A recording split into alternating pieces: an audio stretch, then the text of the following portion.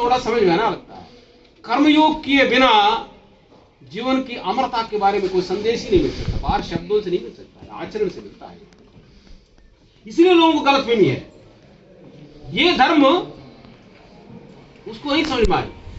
न नरेण अवरेण प्रोक्तः ये सुविज्ञेयः, यमधर्मराज धर्म समझाते हुए बोलते हैं, न नरेण अवरेण प्रोक्तः ये सुविज्ञेयः बहुधा चिन्त्यमानः अनन्ये प्रोक्ते गतिरत्र नास्ति अनियान ही अतर्क्यम अनुप्रमाणात्। ये बहुत सटिल चीज है। ये आपकी वही बुद्धि पकड़ सकता है जो निर्मल बुद्धि है, जो सत्य बुद्धि है, जो सत्य निष्ठा की हम बात करते हैं, जो सत्य निष्ठा में चलता है, उसी का एहसास होता है। ये बाहर कुछ भी ज्ञान हासिल कर ले, 14 विद्या पढ़ी समझावा अपना मरण की कब्र न पावा। कबीर साहब ने बोला कि बहुत तरह की विद्या पढ़ लिया है, अपनी मृत्यु का रहस्य नहीं पता चला है। मृत्यु का रहस्य अमरता, अमृत महोत्सव को यदि समझना है, कर्मयोग को समझना है, तो भगवत गीता को तो पढ़ना पड़ेगा। बहुत बड़ा भी नहीं है, हम एक दिन में 2-4 घंटे में कितना सिखाएगा। हालांकि गोस्वामी जी बहुत सारे आपको श्लोक थोड़ा थोड़ा आपने टिक मरवाया है, तो बट लेकिन अब पूरा पढ़ सकते, बहुत ज्यादा भी नहीं है, थोड़ा पढ़ ले। और हम लोग प्रयास कर रहे हैं कि हायर लेवल पे ये कर्मयोग और अमृत महोत्सव की सफलता के लिए अपने देश में ये नहीं गीता पढ़ेगी तो कौन पढ़ेगा? तो ये ऋषि मुनियों को पढ़ने के लिए अधिकृत देश हमारे देश में इसको नहीं पढ़ेंगे। हालांकि विश्व के लाइब्रेरी में सब जगह पढ़ रहे हैं, हम लोग ही नहीं पढ़ेंगे। ये केवल गीता पर बोलेंगे, अंदर क्या लिखा है बहुत लोगों को पता नहीं है। ये केवल बाहर से नहीं, अंदर उतरना पड़ेगा। समाधान अंदर है। ऊपर ऊपर बहुत लोग ऊपर ऊपर ही करते रहते हैं, धर्म के नाम पे ऊपर ऊपर, केवल कलेबर बचा है, अंदर अंदर तत्व में नहीं उतरा है। इसलिए बातें तो बोलता रहता है। नष्ट गए जिन वेद बकाना, वेद पढ़े पर भेद न जाना। रामो के मर्म नहीं पावा, लेवति ठान वेद पुराना। ये कबीर साहब ने वेद तो ऐसे ऊपर ऊपर पढ़ लिया, पता नहीं चला, वो नष्ट हो गए और उनके माध्यम से और भी लोग भी नष्ट हो गए। बातें तो करे, राज से नहीं पता चला, बहुत बड़े कलाकारों को नहीं पता चला। कबीर साहब ने बोला कि धर्म कदा सब कहते ही रही,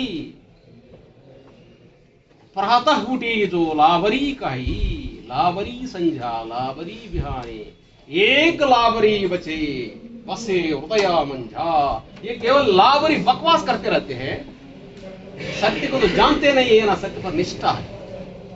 केवल लोभ लालच में आके कुछ ही कहानी बना के करते रहते हैं। ये बहुत बड़ा दुर्भाग्य है। भारत भूमि में ये ऋषिमुनियों का देश है, प्रामाणिक देश है, सत्य पर अड़िग रहने वाला देश है, सत्य के लिए सर खटाने वाला हमारे पूर्वजों की। यह आदमी छोटे लालच में आके क्या क्या दुर्गति करता है। ये आज इस आजादी की अमृत महोत्सव और कर्मयोग की बारे में हम लोग विचार विमर्श करने बैठे हैं। इसकी निर्वाध रूप से, निर्भीक रूप से इसका आधार भगवत गीता है, तो कोई डाउट नहीं है, कोई शंका नहीं है। आप लोग पढ़े तो आपको स्वयं पता चलेगा। जो ठीक से पढ़ना पड़ेगा और आपस में संवाद भी करिए, संवाद इसका आधार है। भगवान ने बोला है कि जो व्यक्ति संवाद करता है तो मैं सही बुद्धि देता हूं, तब बुद्धि ठीक होता है। मच्चित्तः मद्गत प्राणा बोधयन्तः परस्परम। जब आदमी एक दूसरे को समझाते हुए समझते हैं, ददामि बुद्धि योगम तम येन माम उपयांति थे, तब वो व्यक्ति मेरे स्वरूप को समझ सकता है। पढ़े और दूसरों के साथ संवाद करें। अदरवाइज जो है परकत करी परखावत कोठी। कबीर साहब बोलते हैं कि अपने बुद्धि से सब ठीक लग रहा है, जब दूसरों के पास जाके उसको परीक्षण करा है तब ये झूठ निकल रहा है। बहुत लोग तो अंदर ही मरते रहते हैं, सारा पाप इकट्ठा करके झूठ कब कैसे बोला जाए और कैसे रक्षा किया जाए। जो झूठ बोलता है उसको रक्षा के लिए झूठी वर्ड में सोचता रहता है। जितना झूठ सोचेगा, आप इमेजिन करिए दिमाग में कितना करंट चलता है। जो भी झूठ बोलने वाला होगा उस सबको बीपी और शुगर आ गया होगा। क्या तो आप लिस्ट में करिएगा, बीपी शुगर आने के लिए और भी हो सकता है, और बाहर से भी शरीर का उद्दंडता करते हैं वो भी आता है। लेकिन जितने लोग कर्म करने से नहीं आता है बीमारी, जो स्ट्रेस स्ट्रेन ये सब क्यों आता है? जो असत्य में जीता है, जो भयभीत होकर जीता है, उस अंदर बहुत अंडसंड मचता है। ये पूरा जो शरीर की इतनी, ये जो अष्टकमल का चरका बना, ये बहुत बड़ा कॉम्प्लेक्स है। ये हमसे पूछ कर थोड़ी काम करते हैं। हमारे अंदर की जो बॉडी के अंदर जितनी ग्लैंड्स है, आपको पता भी नहीं होगा कितने ग्लैंड्स है इसमें, कितना ग्लैंड्स है, कितना हार्मोन्स है, कितना नेफ्रॉन्स है, ये करोड़ों सेल्स है। एक सेल गड़बड़ हो गया इसमें कैंसर आ जाएगा। रोते रोते मरेंगे, ये रोते रोते मरेंगे। लेकिन आदमी ऊपर ही कूदता रहता है, ये कूदता रहता है। ये अंदर प्राण खींचता है। बड़ी ईश्वरीय तत्व जो है हर जगह मौजूद रहता है। लोग बोलते ना कि नहीं तत्काल नहीं होता है, यहाँ पर देर है अंधेर नहीं है। बड़े बड़े लोग सोचते हैं कि यहाँ बड़ा अंधेर है। जो भी पाप करेगा तो जेल में सड़ेगा, हॉस्पिटल में सड़ेगा, सड़क के मरेगा। वैसे भी शरीर बदबू देता है, और जो पाप करता है बहुत बदबू देता है। बच्चे लोग भी उनके साथ नहीं बैठ सकते। तो बड़ी उसको जो भी पाप करेगा, लोग बोलते हैं कि जैसे जैसे, और वैसे भी अभी भी पथकाल चलता रहता है, अंदर बहुत कटपट मचता है। लेकिन और जैसे जैसे उम्र बढ़ता है, मृत्यु बहुत डराता है। मृत्यु डरा डरा के मारता है। यहाँ तो बाहर तो कुछ दिखाई देता है, कोई व्यक्ति लाठी लेके दौड़ आ रहा है, अंदर ही दौड़ चलता है। बहुत तरह तरह की बहुत भयंकर मृत्यु होता है, भयंकर मृत्यु होता है। उसके बाद मृत्यु के बाद और भी होता है कहानी पर। लेकिन यहाँ पे भी, लेकिन बहुत लोग अपनी कहानी ठीक से लिखते नहीं है। अपनी कहानी ठीक से बोला जाए, जो भी पाप किया है, पाप का क्या क्या परिणाम है, बुजुर्गों का आपस में बैठ के बात कर रहे हैं तो उनकी बात बैठ के सुना जाए। बहुत लोग तो इसको बोलते नहीं है, अंदर ही सिकुड़ के मरते रहते हैं। ये प्रकृति में ऐसी कोई व्यवस्था नहीं है पाप करे और मचे का, इतना सत्य है। तो इसलिए आज ये बहुत बड़ा पुण्य का अवसर है। हम सब लोग शुभ संकल्प ले, अभी तक जो पाप किया है इसको काटना है, अभी तक जो किया है इसको काटना है। इस रास्ते पे आना पड़ेगा। इसपे अभिचेत सुदुराचारो भजते माम अनन्य भाग साधुरेव सह मंतव्यः। भगवान ने बोला कि जब जागे तभी सवेरा। अभी तक भी बहुत दुष्टों में भी और दुष्ट भी हो, आज मन बना लिया, लेकिन आप अब अमरता की यात्रा शुरू हो जाए।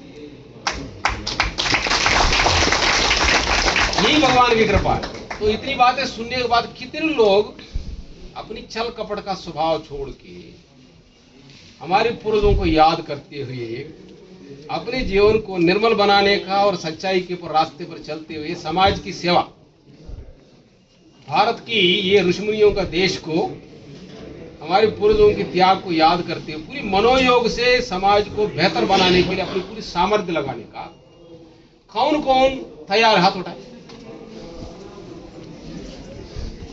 बहुत बहुत शुभकामनाएं। ईश्वर से प्रार्थना करता हूं आप सब लोग ये लीडरशिप लेना है, इसका नेतृत्व तो ईमानदारी से करना है, ईमानदारी से करना है। हमारी ऋषिमुनियों को और हमारी आजादी आंदोलन के महापुरुषों को याद करते हुए ये अमरता की ओर यात्रा है। ये इसकी माध्यम कर्मयोग। कर्मयोग मीन्स अपने कर्म को लोगों की भलाई की दृष्टि से करना है और कितना निष्ठा के साथ काम करना है। ये लास्ट श्लोक है, समाप्त कर देते हैं। उसके बाद कर्मयोग के रहस्य के बारे में भगवान बोलते हैं, सक्ता कर्म अविद्वांसो यदा कुर्वन्ति भारत कुर्यात् विद्वान सदा असक्तः चिकीर्षु लोक संग्रहम। सक्ता कर्म अविद्वांसो यदा कुर्वन्ति भारत। जैसे चोर अपनी चोरी करने में सफल होने के लिए रात भर जागता है, रिस्क भी लेता है, वो पिट सकता है, जेल जा सकता है, खांटों पे छलांग लगाता है। केवल उद्देश्य क्या है? चोरी में सफलता, गलत कार्य कर रहा है, लेकिन निष्ठा, मेहनत, प्लानिंग जबरदस्त है।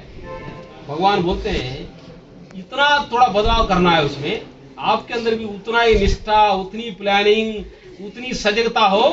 केवल इतना है, चिकीर्षु लोक संग्रहम, वो कर रहा है अपने स्वार्थ में, आपको करना लोक कल्याण के लिए। जन कल्याण, आत्म कल्याण। जन कल्याण, आत्म कल्याण दो है। आत्म कल्याण की और भी रीतियां हैं। लोग बोलेंगे कि ज्ञान मार्ग भी है, ध्यान मार्ग भी है, लेकिन आधार कर्मयोग है। इसके बिना बाकी चीजों में प्रवेश नहीं है। बहुत लोग ऐसे झूठे गुरु तैयार हो गए कि तुम ऐसे करा देता हूं, मंत्र तंत्र, ये ध्यान साधना, बिना कर्मयोग के प्रवेश ही नहीं करेगा। ये भले ही बैठा रहेगा, ध्यान चढ़ता नहीं है इतनी आसानी से, उसकी अर्हता ही नहीं, एलिजिबिलिटी नहीं है। हाई स्कूल तो पढ़ा नहीं है, इसको ले जाके एमए में बैठा दिया है। बैठने के लिए तो बैठ सकता है ना, उस आध्यात्मिक क्षेत्र में तो सब कौन उसको समझाएगा। आध्यात्मिक क्षेत्र है, ये अदृश्य दुनिया है, वो इनविजिबल वर्ल्ड है। इसलिए लोग बहुत सारे झूठ विदेह शब्द और अर्थ, ये प्रपंच की बात है।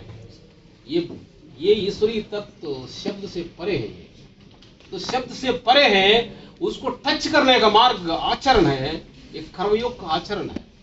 दूसरों की भलाई इसका स्टार्टिंग है। जन कल्याण कैसे हो, और इसको विज्ञान समझना है तो भगवद गीता को समझना पड़ेगा। जितना समझेंगे, और आपस में बैठ के संवाद करना पड़ेगा। तो इतना बहुत है। आज काफी देर तक चर्चा हुई है। सबको बहुत बहुत शुभकामनाएं। जय हिंद, जय भारत।